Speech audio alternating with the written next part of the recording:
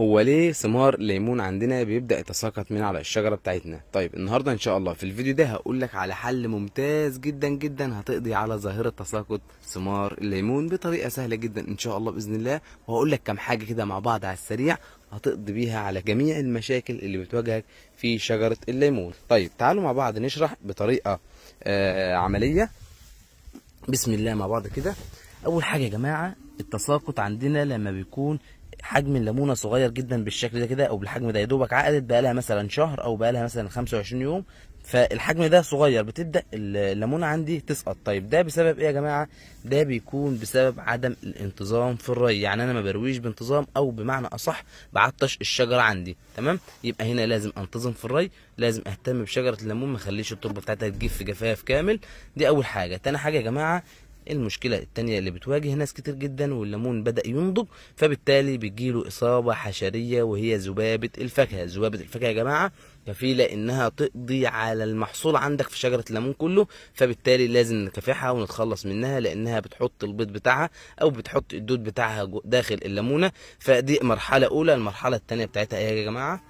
بتبدأ الدود ده او اليرقه اللي بتحطها ذبابه الفاكهه بتبدا تتغذى على الثمره، فبالتالي بتبدا تنشف عندك الثمره وتتساقط بالشكل ده كده. تمام. طيب المرحله الثالثه يا جماعه الاجهاد الحراري، ودي حاجه مهمه جدا لازم ناخد بالنا منها يا جماعه.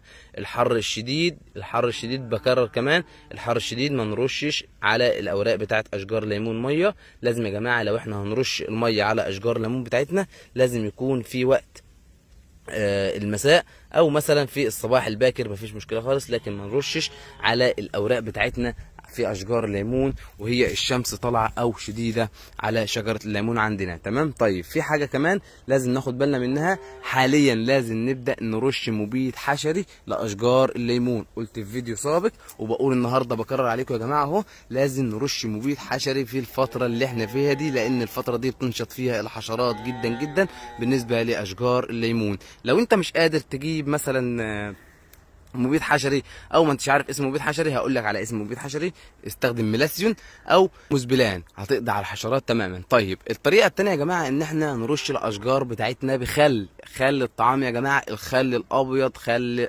الطعام، نستخدمه الاشجار الليمون كوقايه، هتقضي على جميع الحشرات والاصابات اللي بتواجهك في شجره الليمون عندك. يبقى هنا بطريقه بسيطه جدا ان شاء الله هنقضي على مشكله تساقط ثمار اشجار الليمون. لازم يا جماعه ننتظم في الري، لازم كمان ندي شجره الليمون عندنا كل شهر دفعه تسميد ان بي كي 20.